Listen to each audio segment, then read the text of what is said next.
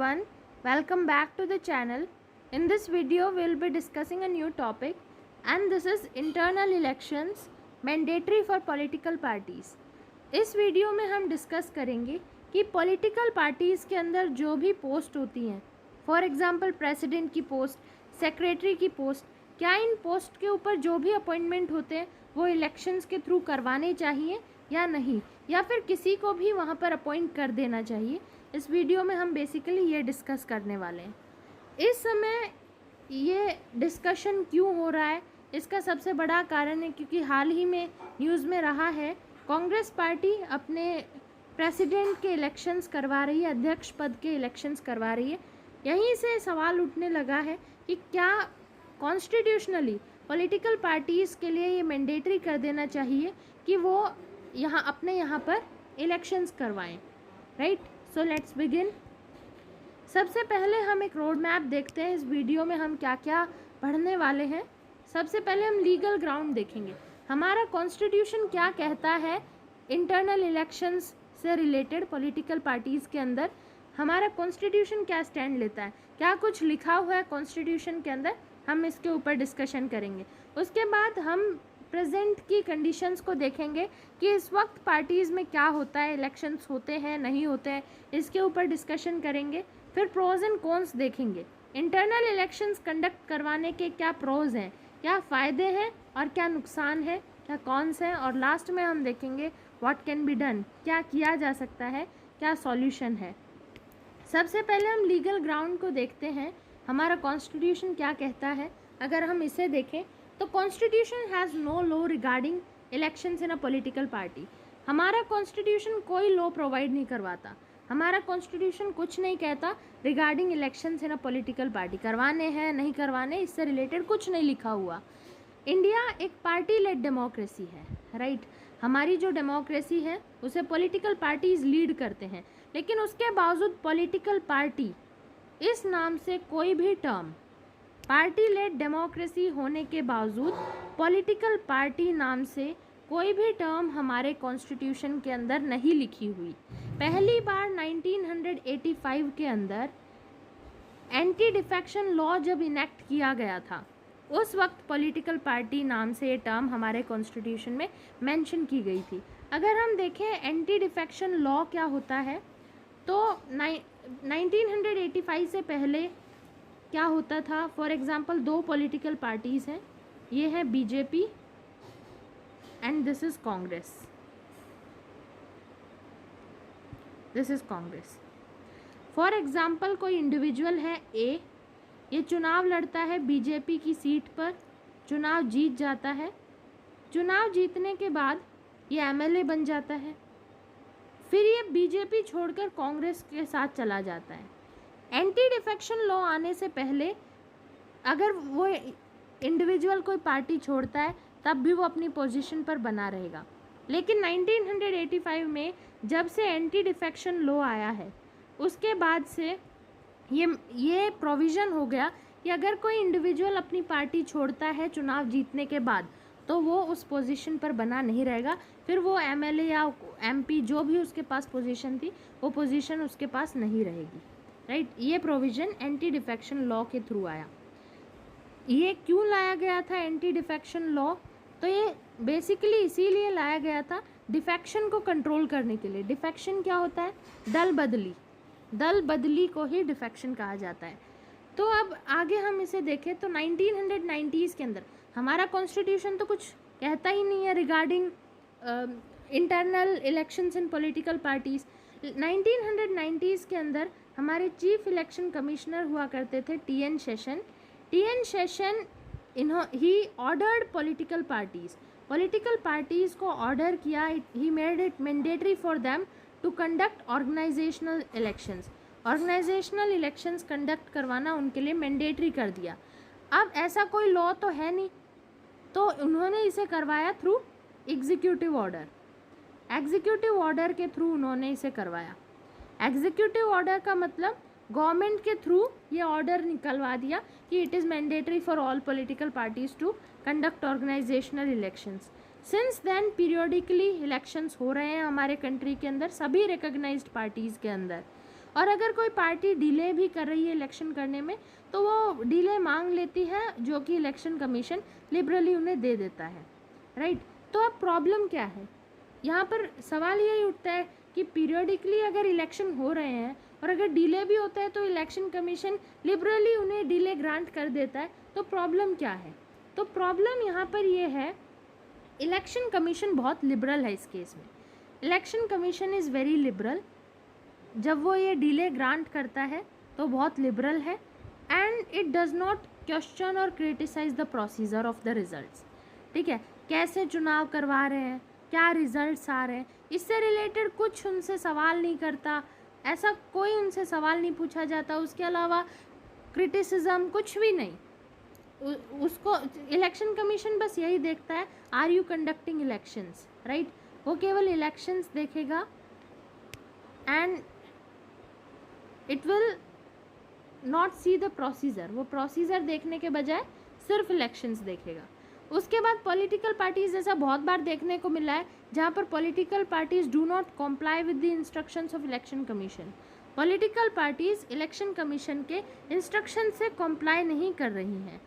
तो अब हम पॉलिटिकल पार्टीज़ के अंदर इंटरनल इलेक्शंस करवाने के प्रोज एंड कॉन्स देखेंगे, क्या फ़ायदे होते हैं, क्या नुकसान होते हैं। उससे पहले हम दो एग्जाम्पल्स देखते हैं, एक यूएस का और एक यूके का, राइट। एक यूके का और एक यूएस का। तो अगर हम इसमें एग्जाम्पल में देखें तो हाल ही में पिछले दिनों यूके के अंदर जो उनकी कंजर्वेटिव पार्टी है, कंजर्वेटिव पार्टी की तरफ से एक दो लीडर्स थे, उनके बीच डिबेट हुई थी, राइट। वहाँ डिबेट का प्रोविज़न है।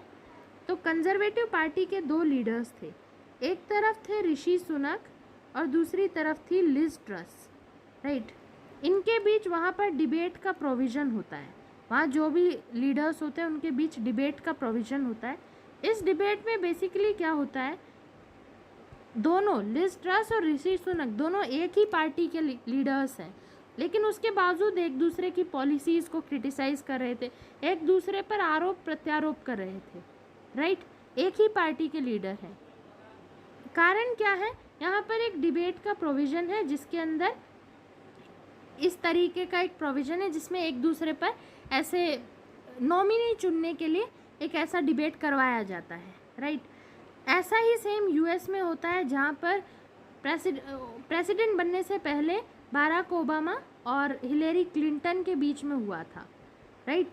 दोनों एक ही पार्टी से बिलोंग करते हैं, तो इन दोनों के बीच हुआ था जिसमें ओबामा जीते थे, इसीलिए ये प्रेसिडेंट के नॉमिनी बने और आगे चलकर यूनाइटेड स्टेट्स ऑफ अमेरिका के प्रेसिडेंट भी बने। तो ऐसा क्या इंडिया में भी कुछ ऐसा करवाया जा सकता है इंडिया में? तो हम इसके फ़ायदे देखेंगे। सबसे पहले इस तरीके के जो डिबेट्स हैं, डिस्कशंस है एक ही पार्टी के अंदर, बेसिकली ये उस पार्टी के अंदर इलेक्शंस हैं, राइट। एक ही पार्टी के अंदर, कंजर्वेटिव पार्टी के अंदर वो इलेक्शन हुए थे, राइट। तो क्या इंडिया में भी इसी तरीके से इलेक्शन करवाए जा सकते हैं? अगर इसको देखें तो सबसे पहले हम प्रोज और कॉन्स को देखते हैं, क्या फ़ायदे हैं और क्या नुकसान है। फ़ायदों की बात करें तो सबसे पहले ऐसी डिबेट्स, ऐसे इलेक्शंस के थ्रू डेमोक्रेसी स्ट्रेंथन होती है, राइट। डेमोक्रेसी स्ट्रेंथन कैसे होती है, एक दूसरे पर ये लोग इल्ज़ाम लगाते हैं, एक दूसरे की पॉलिसीज़ को क्रिटिसाइज़ करते हैं, तो डेमोक्रेसी के अंदर ट्रांसपेरेंसी आएगी, और जितनी ज़्यादा ट्रांसपेरेंसी आएगी उतनी ज़्यादा वो स्ट्रेंथन होगी, राइट। वहीं अगर एक लीडर है, फॉर एग्जांपल वन लीडर है, जैसे इंडिया में होता है एक ही लीडर होता है एक पार्टी की तरफ से, ऐसी कोई डिबेट्स अंदर पार्टियों में नहीं होती। तो अगर एक लीडर है तो जो ऊंची पोस्ट होंगी वो उसके फेवरेट लोगों को मिलेंगी, वहाँ पर ट्रांसपेरेंसी देखने को नहीं मिलेगी, पार्टीज़ के अंदर सब ऑटोक्रेटिक हो जाएगा, राइट। डायनेस्टिक सक्सेशन देखने को मिलेगा, जो कि कई पार्टीज़ में इंडिया में देखने को मिलता है, डायनेस्टिक सक्सेशंस देखने को मिलेंगे। वहीं अगर इसके नुकसान देखें तो this will weaken the party. Democracy को तो स्ट्रेंथन कर देगी, लेकिन एक ही पार्टी के दो लोग एक दूसरे पर इल्ज़ाम लगा रहे हैं, पार्टी को ही वीकन करेगा वो, राइट। एक अगर पार्टी की पॉलिसीज़ को डिफेंड कर रहा है, दूसरा उसकी पॉलिसीज़ के खिलाफ है, तो ये पार्टी को वीकन करने का काम है। वहीं it also diminishes the status of party among voters. इन दोनों की डिबेट के थ्रू पार्टी की नाकामियां भी सामने आ जाएंगी, तो वोटर्स के अंदर उस पार्टी का स्टेटस भी कम होने के चांसेस रहेंगे। अब अगर कोई सिंगल लीडर रहे, फॉर एग्जांपल डिबेट्स ना करवाई जाए, इलेक्शन ना करवाया जाए और एक सिंगल लीडर रहे, so this will lead to a culture where only the favourites will get opportunities. This will lead to a culture where only the favourites will get the opportunities. It will also lead to dynastic succession. India में भी होता है, परिवारवाद बढ़ेगा। और internal अगर हम बात करें कि इंटरनल इलेक्शंस क्यों ज़रूरी है पार्टीज़ के अंदर, because there a way to for upward mobility. कोई कार्यकर्ता है, अगर डायनेस्टिक सक्सेशन है तो उस पार्टी के नीचे वाले कार्यकर्ता को ऊपर तक पहुंचने का मौका नहीं मिलेगा। परिवारवाद अगर इस किसी पार्टी में है तो उसी परिवार के लोग बने रहेंगे ऊपर की पोजीशंस पर, नीचे के कार्यकर्ताओं को मौका नहीं मिलेगा। लेकिन अगर इंटरनल इलेक्शंस होते हैं तो इलेक्शंस के थ्रू तो पार्टी का कोई भी इंडिविजुअल जा सकता है किसी पोस्ट पर। लेकिन पॉलिटिकल पार्टीज़ के अंदर डायनेस्टिक सक्सेशन का ये जो कल्चर है, ये पूरे ही साउथ एशिया के अंदर फैला हुआ है। पूरे साउथ एशिया में पार्टी एडमिनिस्ट्रेशन पूरी तरीके से सेंट्रलाइज देखने को मिलता रहा है। अब इसका सॉल्यूशन क्या है? अगर हम सॉल्यूशन की बात करें तो सबसे पहले अगर कोई लीडर, अगर टोकनिज्म देखने को मिलता है, टोकनिज्म का मतलब फॉर एग्जांपल कोई लीडर सिर्फ कोई पॉलिसीज़ लेकर आ रहा है, सिर्फ दिखावा उसमें ज़्यादा है, तो ऐसे लीडर्स को voters they can throw out such leaders. ठीक है, टोकनिज्म की राजनीति करने वाले लीडर्स को वोटर्स खुद बाहर कर सकते हैं, लेकिन सब कुछ वोटर्स के ऊपर नहीं छोड़ा जा सकता, because voters are the one who choose best among the worst. ठीक है, उनके आगे अगर आप वर्स्ट ऑप्शन रख दो और उसमें से चुनना है तो वो किसी एक को चुनेंगे, बट वो भी तो वर्स्ट में से एक ही होगा ना। वोटर्स किसी एक को चुनेंगे लेकिन that individual will be also among the worst. तो ऐसे में हमें वोटर्स के आगे अच्छी चॉइसेस रखनी होंगी सबसे पहले। इसके लिए क्या नए लॉज की ज़रूरत है इंडिया में? सबसे बड़ा सवाल जो उठ रहा है कि क्या हमें भी एक कानून, इस वक्त हमारे पास इंटरनल इलेक्शंस जैसा कोई कानून नहीं है, तो अब सवाल उठने लगा है कि क्या इंडिया के अंदर भी हमें एक कानून लाना चाहिए इंटरनल इलेक्शंस के लिए? तो इसमें मेरी राय ये है कि नहीं, समय की मांग ये है कि हमें जो भी एग्जिस्टिंग लॉज है, नए लॉज को ऐड करने से कुछ होगा नहीं, राइट। नया लॉ कोई लाना, क्योंकि लॉ इतना ज़्यादा इफेक्टिव नहीं है इंडिया में। जो भी एग्जिस्टिंग लॉज है उन्हें रीइंटरप्रेट करने का समय है, जैसा 1990s में हुआ था। बिना लॉ के भी TN सेशन ने सभी पार्टीज़ के लिए मैंडेटरी करवा दिया था इंटरनल इलेक्शंस को कंडक्ट करवाना। तो इस वक्त एग्जिस्टिंग लॉज को ही रीइंटरप्रेट करने का समय है, राइट। इलेक्शन कमीशन को एक स्ट्रिक्ट अप्रोच अपनानी पड़ेगी। पीछे मैंने बताया इलेक्शन कमीशन बहुत लिबरल है, वो सिर्फ ये चेक करता है कि आप इलेक्शन करवा रहे हैं या नहीं। वो ये चेक नहीं करेगा कि इलेक्शन किस तरीके से करवाए जा रहे हैं, किस प्रोसीजर के थ्रू करवाए जा रहे हैं और उनका रिजल्ट क्या है। वो सिर्फ इलेक्शंस देखता है। तो यहाँ पर इलेक्शन कमीशन को एक स्ट्रिक्ट अप्रोच अपनानी पड़ेगी। वहाँ पर अगर नॉन कंप्लायंस देखने को मिलता है, कोई पार्टी इलेक्शन कमीशन के इंस्ट्रक्शंस के हिसाब से कंप्लाई नहीं कर रही है, तो ऐसे में वो वहाँ पर एक कॉस्ट ऐड कर सकता है, वहाँ उस पर फाइन लगा सकता है, उसको उस पार्टी के ऊपर कोई पेनल्टी लगा सकता है। लेकिन एक बैलेंस्ड अप्रोच अपनानी पड़ेगी। स्ट्रिक्ट बनना पड़ेगा लेकिन एक बैलेंस्ड अप्रोच अपनानी पड़ेगी।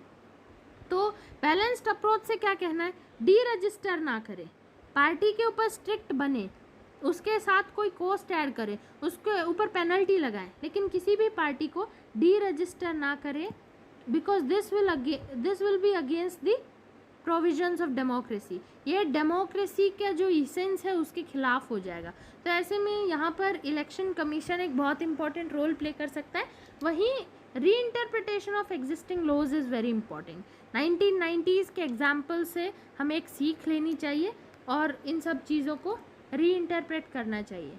सो आई होप आपको इस वीडियो से बहुत कुछ जानने को, समझने को मिला होगा। And thank you for watching the video. Please like, share and subscribe the channel.